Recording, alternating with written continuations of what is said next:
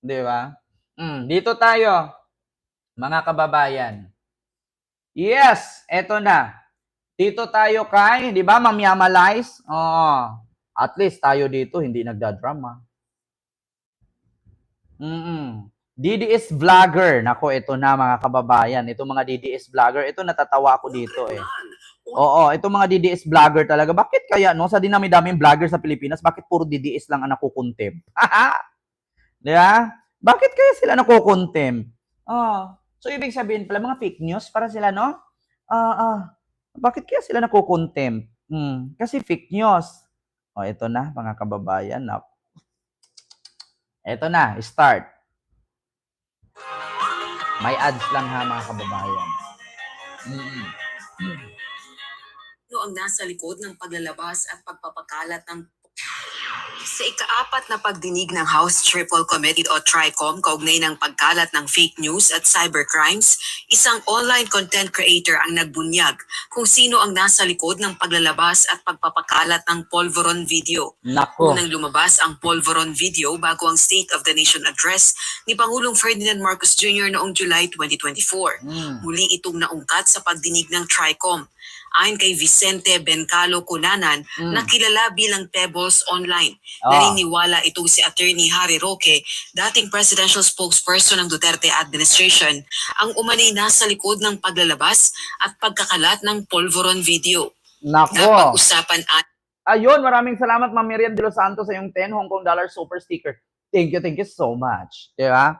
Ito ha, merong mga content creator ang nakukontempt. Alam nyo kung sino-sino po ba yun? Yun po yung mga hindi umattend.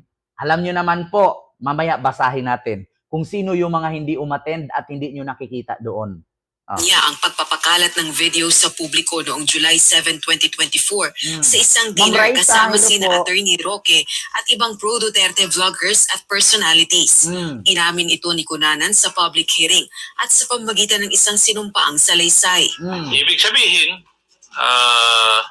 lumalabas na planado ang pagpapakalat na video para... Yes, totoo talagang planado. Kasi nga nung nagkita si Harry Roque at si Maharlika doon sa The Hague, sa Netherlands, sabi nga ni Harry Roque, successful. Naalala ninyo nung nagsama kami ni Maharlika sa Canada, di ba lumabas ang video? Baka ngayon nagsama kami, baka may video na namang lalabas. At, mga expert na mga editor ang ginagamit namin. 'Di ba? Inaamin ni Rocky 'yon. Mga expert na taga US talaga.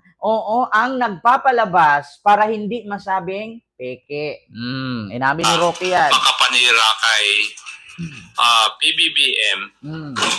Tama po. Yes po, Mr. Chair. Ma'am Reza Orfia, maraming salamat sa iyong 8 Hong Kong dollars super sticker. Thank you so much. And Ma'am Reza Arsiaga, thank you so much. Ma'am Joy, hello. At ayon sa iyo, si Harry Roque ang may pakanan ito. Yes po, Mr. Chair. Bakit ka nagsasalita ngayon at bakit ka pumirma ng isang affidavit? Para itama po ang mali.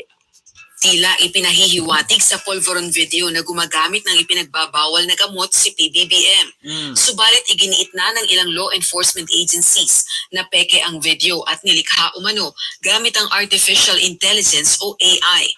Ayon pa kay Cunanan, sinabi umano ni Attorney Roque na magaling itong magpabagsak ng gobyerno. Bagay na itinanggi ni Attorney Roque. Sabi ko daw sa Hong Kong, ako'y may kakayahang magpabagsak ng gobyerno. Well, nakakatawa naman yan kasi nga, unang-una, wala naman ako kahit isang baril. Okay? Alam mo, sa totoo lang, Roque, wala ka talagang kakayahan magpabagsak ng gobyerno. Alam mo kung bakit? Wala ng power yung amo mo. Pero kung nasa power yung amo mo, yung ABS-CBN nga, kayang napabagsak ni Kibuloy, di ba? Ang tanong ngayon, mga kababayan, yun bang ABS-CBN, napabagsak ba yun dahil sa hindi sila pagbayad ng tax? Napabagsak po yun kasi kinukonvince po ni Kibuloy na, Vice, kailan mo gusto ma-stop yung network? Baka hindi lang yung probinsyano, baka pati yung network mo. Maganda ka, Vice. 1 buwan? 2 buwan? 3 buwan? Abangan mo lang. Kinausap ni Kibuloy si Digong at the time. Hindi yun na keme-kemerot na actually hindi naman talaga napasara yung ABS-CBN. Nakapagbayad naman talaga sila ng tax. Bayad po sila. Ang problema lang, hindi na sila binigyan ng prangkisa kasi hawak nga ni Duterte sa leeg ang NTC. Bayad sila sa tax, wala silang utang. Ang problema lang doon, hindi na sila binigyan ng prangkisa at pinagbenta ni Digong ito sa iba. Hindi talaga sila napasara. Yun ang totoo. Kasi pinag-initan nga ni Kibuloy ang ABS-CBN. Fake news ang puta. Huwag mo ko sabihan fake news. Ang fake news yun yung mga nakukontempt at nakukulong. Yeah?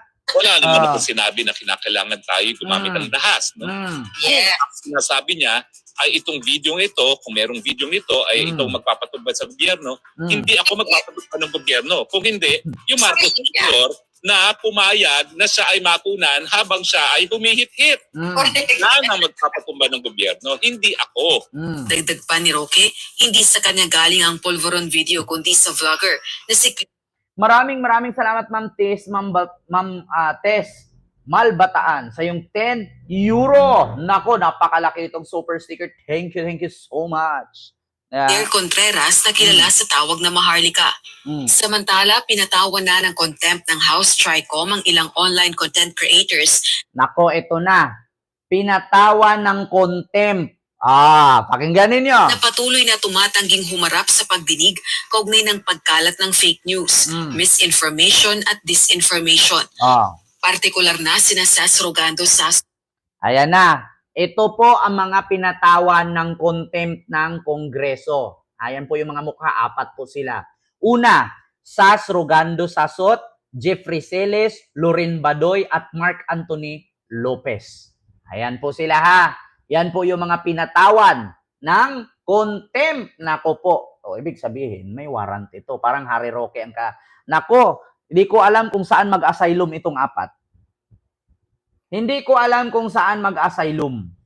Hindi naman po pwede nalipad ng China to. Kasi pag lumipad ng China to, baka sabihin na naman ng mga Chinese government, spy ito mula sa Pilipinas. Naalala nyo yung mga Pilipino na ini-sponsoran ng China para mag-seminar, tapos ang ginawa ng Chinese, ginagawang spy. Naalala ninyo? Nako, eto na. Fake news pa rin daw to. Basahin ninyo ha. Ito na, fake news pa rin daw yan. na kilala sa tawag na Maharlika. Fake news daw yan. Samantala, pinatawan na ng contempt ng House Tricom ang ilang online content creators na patuloy na tumatangging humarap sa pagdinig kaugnay ng Pakinggan pagkalat ninyo, ng ha? fake news, misinformation at disinformation. Partikular na sina Maraming salamat, Ma'am Rosie Minorca. Maraming salamat po, Ma'am Rosie Minorca, sa yung super sticker. Thank you so much po. Ito ha, pinatawa ng contempt. Sunod nito, warrant of arrest. 4, pakinggan. Sas Rogando Sasot, Jeffrey Celis at Lorraine Badoy. Ipinag-utos na ang pagditines sa kanila sa Kamara hanggang matapos ang pagdinig at makabuo ng committee report ang Tricom. Bukod sa kanila, pinatawan din ng contempt si Mark Anthony Lopez at pinadedete na naman ng 10 araw sa House Detention Facility. Lusot mano ito ng paninira laban sa pagdinig ng Tricom. Nako, nakita ninyo? 4! 4! Ewan ko kung saan mag-asylum itong mga to, mga kababayan. Diba? Hindi ko alam kung saan mag-file ng asylum ito. Kasi kung sa China ito, naku, baka sabihin na naman ng China, pinunduhan namin ito para mag-seminar. Tapos sasabihin ng China, mga spy po ito. Kung naalala ninyo, yung pinunduhan nila para mag-seminar, sinabi ng China, spy daw. Yun, nakulong sa China. Diba?